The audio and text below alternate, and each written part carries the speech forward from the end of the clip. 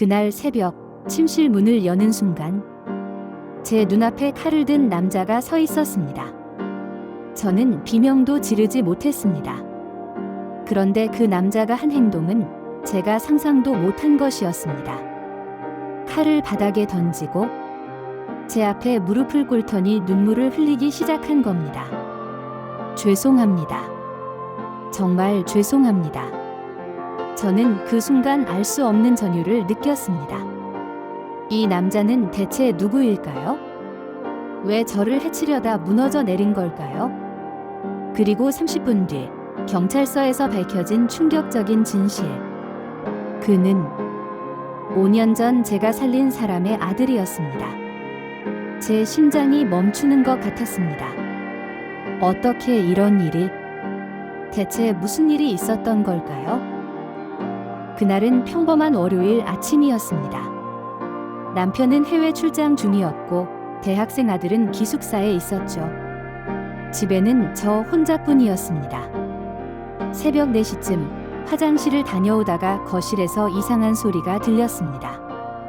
누군가 서랍을 뒤지는 소리. 심장이 쿵쾅거렸지만 저는 용기를 내서 거실로 나갔습니다. 그리고 그곳에서 검은 옷을 입은 남자와 마주쳤죠. 그 남자는 당황한 표정으로 저를 바라봤고 저는 본능적으로 비명을 지르려 했습니다. 그런데 그 순간 남자가 갑자기 제 입을 막으며 벽으로 밀어붙였습니다. 조용히 해요.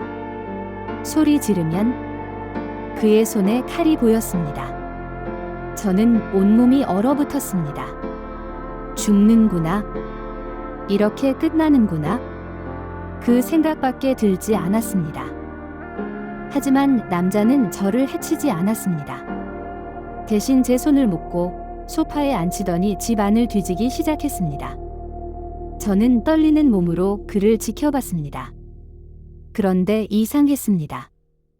남자는 TV, 노트북, 귀중품들을 보면서도 가져가지 않았습니다. 마치 무언가 특정한 것을 찾는 것처럼 보였죠. 그러다 남자가 거실 벽에 걸린 사진 앞에서 멈춰 섰습니다. 우리 가족 사진이었습니다. 5년 전 교통사고로 세상을 떠난 딸아이가 함께 찍힌 마지막 가족 사진. 남자는 그 사진을 한참 동안 바라봤습니다. 그리고 갑자기 손에 들고 있던 칼을 바닥에 떨어뜨렸습니다. 이게 여기가? 남자의 목소리가 떨렸습니다. 그는 천천히 고개를 돌려 저를 봤습니다. 아주머니, 혹시? 남자가 떨리는 목소리로 물었습니다. 혹시 5년 전에 딸을 잃으신 분이세요? 저는 깜짝 놀라 남자를 쳐다봤습니다. 이 사람이 어떻게 제 딸을 알죠? 남자는 제 표정을 보더니 무릎이 풀린 듯 바닥에 주저앉았습니다. 안 돼? 제가 미쳤구나. 제가 정말 미쳤어? 그는 고개를 감싸쥐고 흐느끼기 시작했습니다. 저는 완전히 혼란에 빠졌습니다. 대체 무슨 상황인 거죠? 왜 이 강도가 제 딸 얘기를 하는 걸까요? 남자는 한참을 울더니 떨리는 손으로 주머니에서 낡은 지갑을 꺼냈습니다. 그리고 그 안에서 작은 카드 하나를 꺼내 제게 보여줬습니다. 그것은 장기기증 카드였습니다. 제 딸 이름이 적힌 아주머니의 따님이 제 아버지를 살렸습니다. 남자의 말에 저는 숨이 멎는 것 같았습니다. 5년 전 교통사고로 뇌사 판정을 받은 제 딸, 저희는 딸아이의 마지막 소원을 받들어 장기기증을 결정했습니다. 그리고 딸의 신장 하나가 한 중년 남성에게 이식됐다는 소식을 들었죠. 그런데 그 남성의 아들이 바로 제 집에 강도로 들어온 이 청년이었던 겁니다. 아버지는 따님 덕분에 10년은 더 사실 수 있다고 했습니다. 매일 감사하다고, 은혜를 잊지 말라고 하셨어요. 청년은 울면서 말을 이었습니다.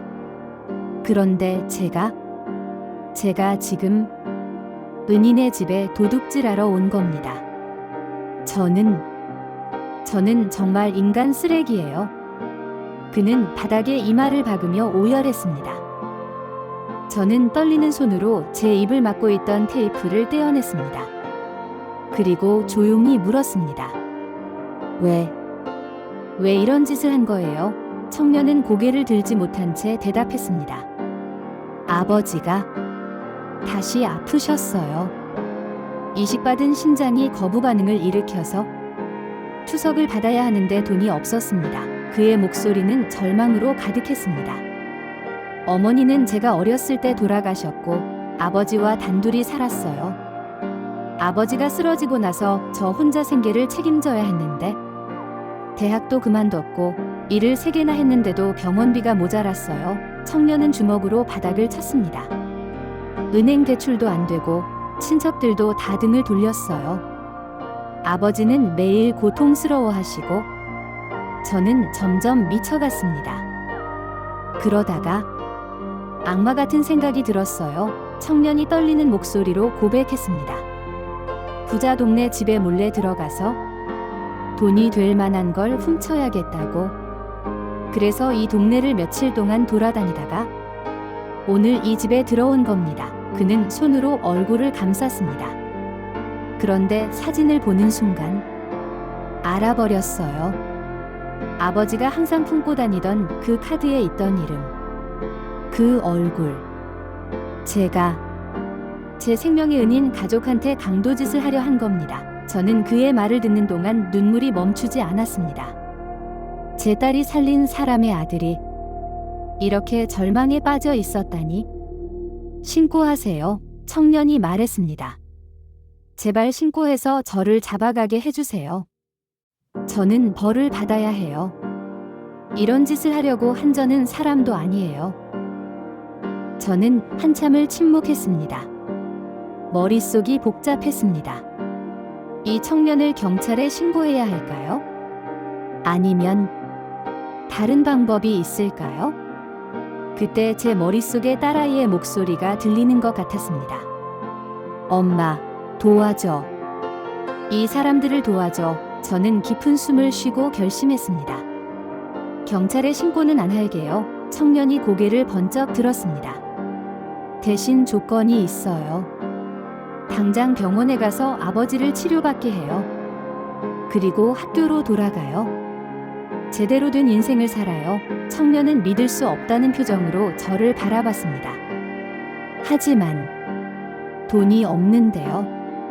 저는 조용히 말했습니다. 제가 도와줄게요. 제 딸이 당신 아버지를 살렸으니까 이번엔 제가 당신을 살릴게요. 청년은 그 자리에서 무너져 내렸습니다. 다음 날 저는 청년의 아버지를 만났습니다. 병상에 누워 계신 그분은 제 손을 꼭 잡고 눈물을 흘렸습니다. 은인의 어머님, 정말 죄송합니다. 제 아들이 그런 짓을? 저는 고개를 저었습니다. 아니에요. 아버님이 살아계셔야 그 아이도 사람답게 살 수 있어요. 제 딸이 아버님께 생명을 나눠줬는데 그게 헛되게 할 순 없잖아요. 저는 그날 병원비를 내고 청년이 다시 학교로 돌아갈 수 있도록 학비도 지원했습니다. 남편에게 말하자 남편도 눈물을 흘리며 동의해줬습니다. 여보, 우리 딸이 또 한 번 누군가를 살리는 거네. 청년은 제게 평생 갚겠다고 맹세했습니다. 그리고 정말로 그 약속을 지켰습니다. 3년 뒤 그는 장학금을 받으며 대학을 졸업했고 지금은 대기업에 다니며 아버지를 모시고 살고 있습니다. 청년은 지금도 명절 때마다 저희 집을 찾아옵니다. 그리고 딸아이 산소에도 꼭 들러서 절을 합니다. 누나 덕분에 아버지가 살았고 누나 어머니 덕분에 제가 사람이 됐습니다. 그 말을 들을 때마다 저는 울컥합니다. 제 딸은 죽은 게 아니라 이렇게 다른 생명으로 계속 살아가고 있구나. 어느 날 청년이 말했습니다. 아주머니, 저도 장기기증 서약했어요. 그리고 나중에 제가 여유가 생기면 저처럼 힘든 사람들을 돕는 일을 하고 싶어요. 저는 그 말에 딸아이가 남긴 씨앗이 이렇게 자라나고 있다는 걸 느꼈습니다. 사랑은 죽지 않는다는 것을, 우리가 나눈 선함은 반드시 돌아온다는 것을, 그리고 용서와 두 번째 기회가 얼마나 소중한지를 저는 이제 압니다.